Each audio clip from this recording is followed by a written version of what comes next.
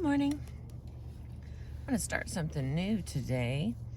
There's a lady, Melody Beattie, I believe, and she's written a book called Codependent No More, which I currently have not located. This is the most common one that people have heard, but this one is called Codependent's Guide to the 12 Steps, written by Melody Beattie. How to find the right program for you and apply each of the 12 steps to your own issues. Let's see. This book is dedicated to the people working the 12 steps and the higher power that helps us do that. It says it's copyrighted in 1990 by Melody Beattie. It's printed by Prentice Hall Press. And this is the first edition. Woohoo! All right. Now, these chapters are fairly long, but here we go. Here's the beginning. It starts with this, what looks to be a poem. Out there, you'll see it all. The floating ends will meet and mend, and you will be yourself. You're fully formed, though always changing. Self of selves, or selves. Every clumsy backward look will pay for itself. Every tear you've cried or wanted to cry will set your broken bones. The rips in your heart will no longer need to be guarded by steel girders, banyan trees, or even rice paper. Not so much as a dragonfly's wing will you need to cover the bludgeoned place, to protect the private you love so much, and hope to save intact from what has seemed years of relentless pummeling. Go and live and love in peace, my friend, for surely there is love to enfold you and life to be feasted upon. Your portion is boundless. Love will be the more you've wanted. You will know it when you see it. You will love yourself as no lover has ever had the courage to love. And the warmth you've wanted will line your pillowcases, dance upon your window sill, and hide at the ends of your socks, awaiting your toes. That was written by Deborah Mears. Okay, we've got this introduction here.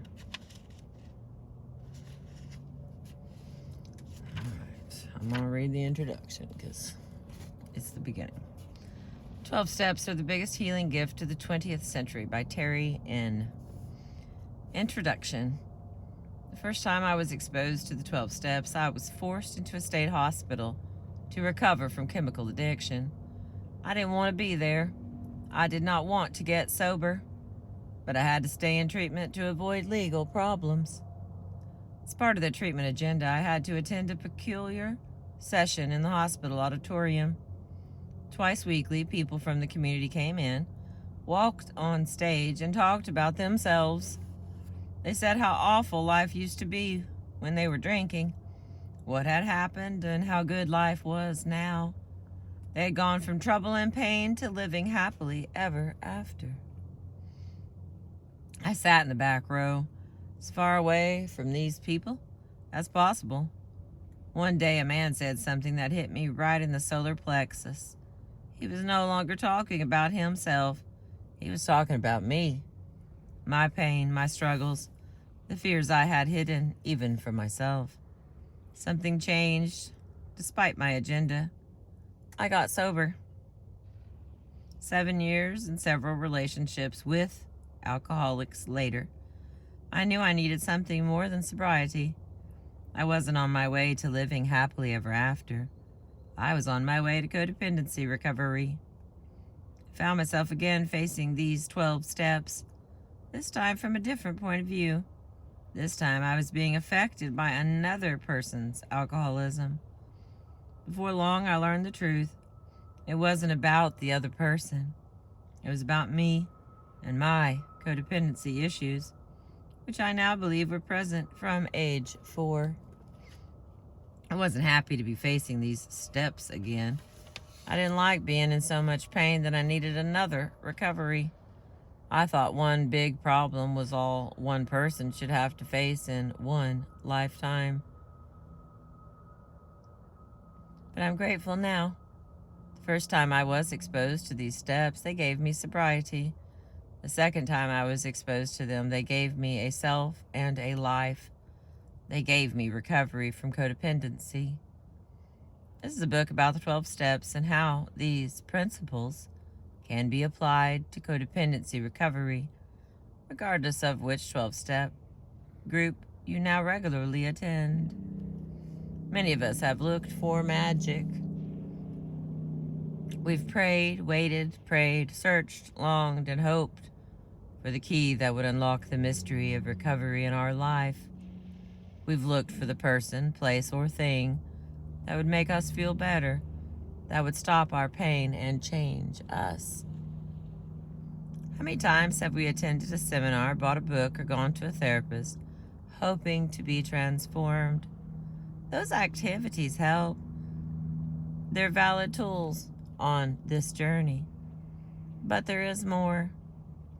I regularly receive letters from people asking when I'm going to lead a seminar, or asking if the person could consult with me. If I could just talk to you, then I'd get better. You hold the key, the magic to my recovery. I know the feeling very well because I've had it about others. If only I could stand in the presence of Ernie Larson or Ann Wilson Schaff or any of the other teachers long enough, then I would be changed. I'd be transformed.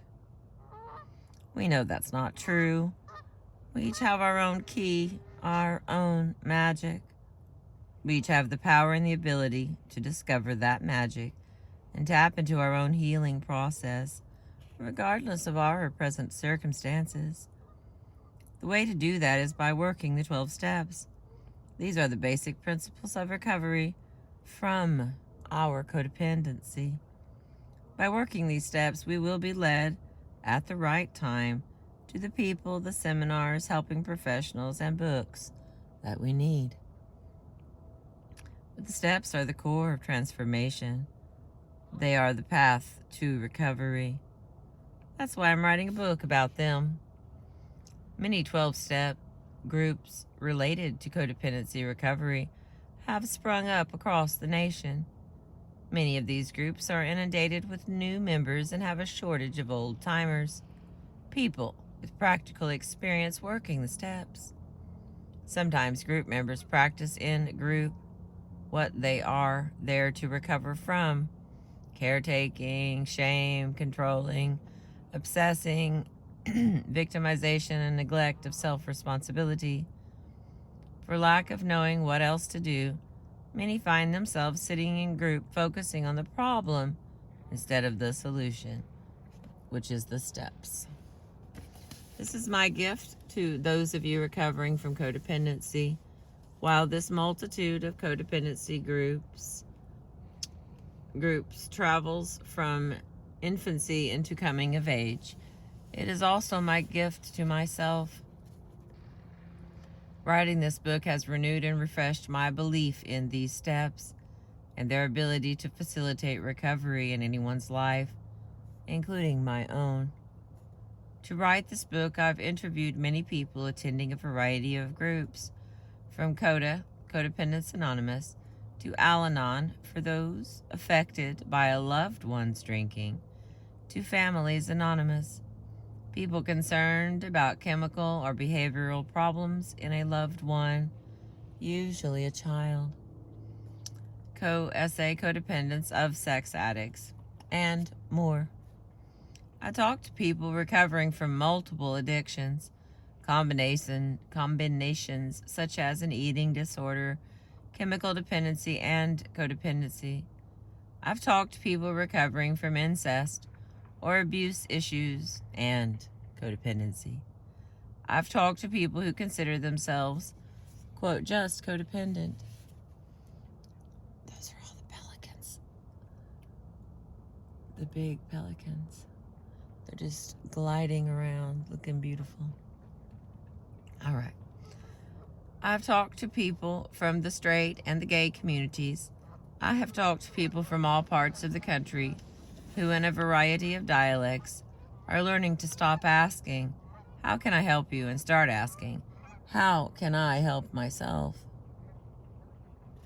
The common denominator of the people I've talked to is that, regardless of the 12-step group they attended, they considered codependency an important recovery issue and were willing to talk about how the 12 steps applied to codependency issues. People interviewed were not talking to me on behalf of any particular group. This book is not endorsed, sponsored by, or affiliated with any particular 12-step group. It does not represent the opinions of any 12-step group. It is not written to promote a 12-step group. It is written to spark and trigger individual thinking about how these steps can facilitate healing from codependency. Then you can show others how these principles are working for you. That's called recovery. The anonymity of people interviewed has been protected. Included in this book is a list of the 12-step programs that people are using in 1990 to recover from codependency and related issues.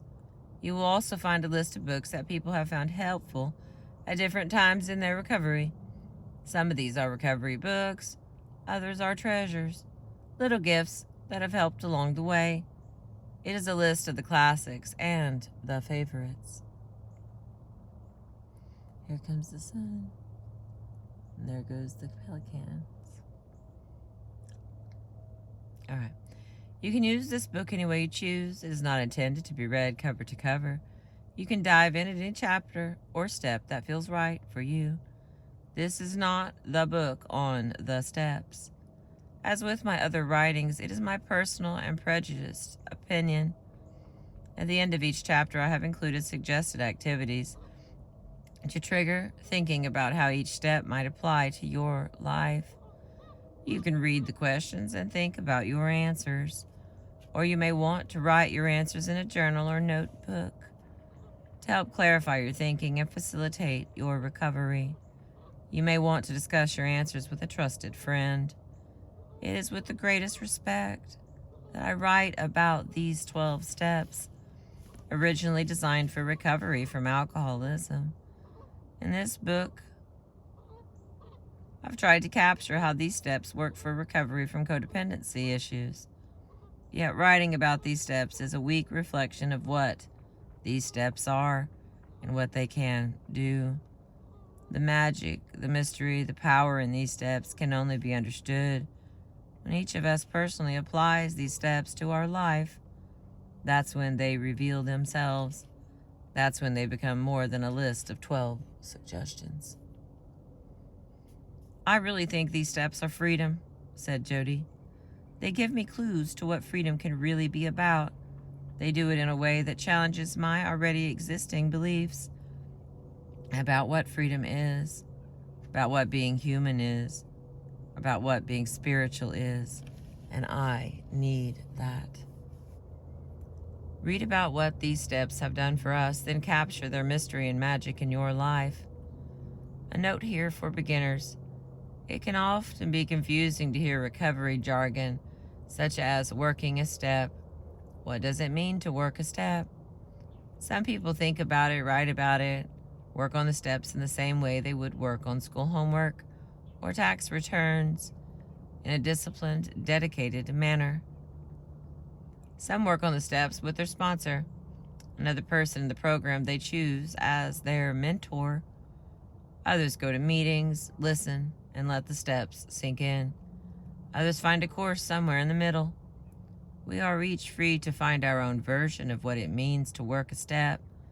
I find it helpful to think about these steps before, during, and sometimes after an incident where I would normally lapse into a codependent behavior, such as controlling or not taking care of myself. I think about the steps when I'm in emotional pain, when I get stuck, and during those times I find myself running from my feelings.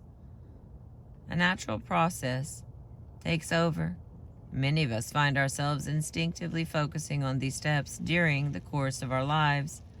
We start working the steps, and soon the steps begin to work on us.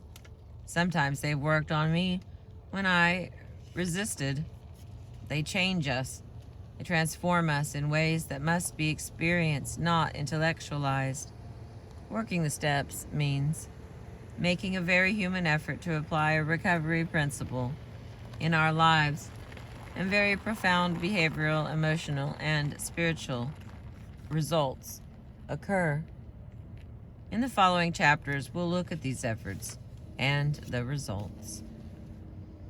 Thank you. I'll start with step 1 next. I appreciate you.